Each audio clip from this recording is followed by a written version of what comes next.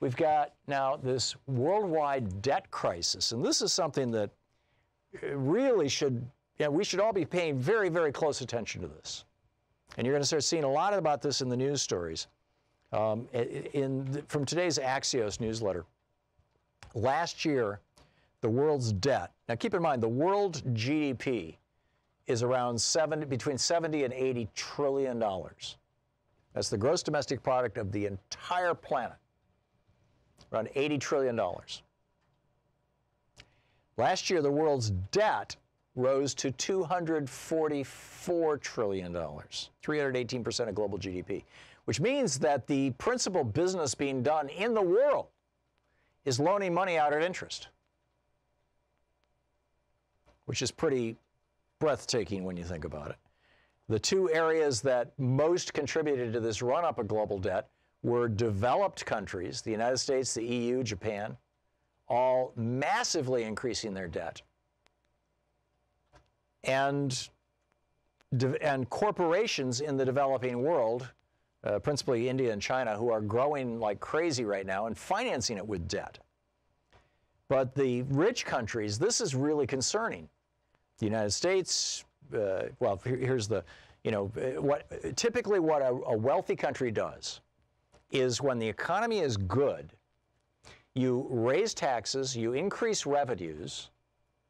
Yes, it has a risk of slightly slowing down the economy, but that's the whole point. The economy's good. You raise taxes, increase revenues, sock money away for a rainy day. Well, Trump and the Republicans last year did the exact opposite 2 years ago. They instead increased spending and cut taxes and massively increased our debt. Now, that's stimulative. That gooses the economy, not in a healthy way. It's sort of like a sugar high, but that's what it does. But it's not just us doing it. The U.S. added close to $2 trillion in fiscal stimulus to our debt. That's just in stimulus, $2 trillion since Trump became president. The Eurozone has recently just ended a $2.5 trillion stimulus program. And Japan just approved an $860 billion budget in addition to $3.5 trillion in stimulus from the Bank of Japan. This led Christine Lagarde, who is the managing director of the International Monetary Fund, to say at the World Economic Forum in Davos, quote, "After 2 years of solid expansion, the world is growing more slowly than expected and risks are rising." This is something that we should all be very frankly concerned about. And where is the money going as the economy continues to grow based on this kind of stimulus? Well, the money is going to the people who are loaning the money, the very richest. By the numbers, this from the Axios newsletter again, last year, 43 of the world's wealthiest people held assets, cash, real estate, things like that totaled as much as half the world's population. 43 individuals have as much wealth as half of the world's population last year. This year, it's down to 26 individuals. In the 10 years since the financial crisis, the number of billionaires has nearly doubled. Between 2017 and 2018, a new billionaire was created every 2 days. The wealth of the world's 2,200 billionaires rose by $2.5 billion a year last year. Big business and the super rich are, quote, fueling the inequality crisis by dodging taxes, driving down wages, and using their power, their economic and political power, to influence policy and politics. I mean, that's what's going on right now. And then you've got this guy in the White House who's like tweeting out, "Oh, it's mighty cold in Washington, D.C. Wouldn't be bad to have a little of that good old-fashioned global warming right now." Right, like it's freezing in D.C. I mean, they're having a huge cold snap right now. The reason for this is that global warming has distorted the jet stream. And so Arctic air is sliding down over the east coast of the United States. This has been happening for 4 or 5 years now. At first, it was big news. What the hell is going on? There's an Arctic cyclone or a cyclone bomb, or, we had all these phrases. Now it's just normal weather, but it's caused by global warming. Donald Trump apparently doesn't know that. Trump instead is saying, "I want my wall and I want it now. Give me $5.7 billion. Now, historically, And this is just an absolute great post over on Democratic Underground by Shishi2. Shishi2 writes, to Trump, you can have your wall. No problem. Just do it the same way that Obama got Obamacare. Do it the same way that LBJ got Medicare. Do it the same way that FDR got Social Security. Did they hold the government hostage, say, I'm going to hold my breath until I turn blue, until you give me Social Security or Medicare? No. They authored legislation. It went to Congress. They held committee hearings on it.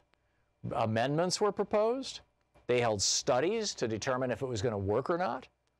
There was a long debate in both the House and the Senate about whether this was good policy, how it would work out, what would happen.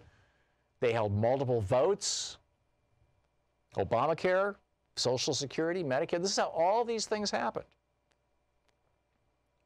And at the end, if you could convince everybody, hey, this is a good idea, then you got what you wanted. And they did. So why doesn't Donald Trump do that? Well, part of it could be that he's a narcissistic fool who doesn't understand how the government works. But I think a larger part of it is that he doesn't care. He doesn't really want the wall. That's not the goal here. I mean, yeah, the wall would make literally billions of dollars for an Israeli citizen who's a Russian oligarch who owns a steel company in Canada that's the only company in North America that makes the kind of steel that would be needed for Trump's wall. So you're shoveling more money off to, Russian residents. But I don't think that's also why Trump is doing this. I don't think it has anything to do with the wall. I think the wall is the PR stunt to call out to the white racist base and say, I'm trying to fight these brown people every single day.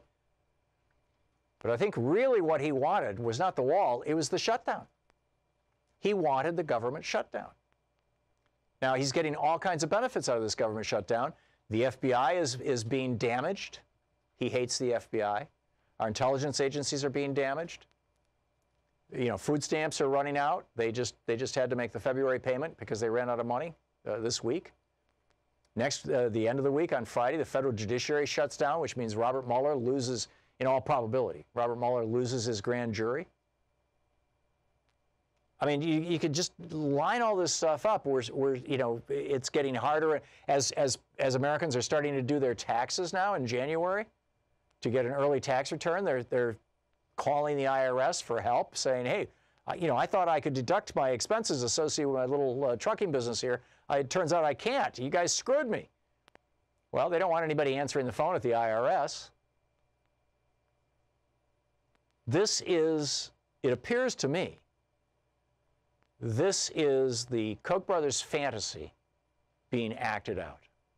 This is Grover Norquist's statement to Mara Liasson back in 2002 on NPR. I don't want to destroy the federal government. I just want to shrink it down to the size where I can drown it in the bathtub, paraphrasing.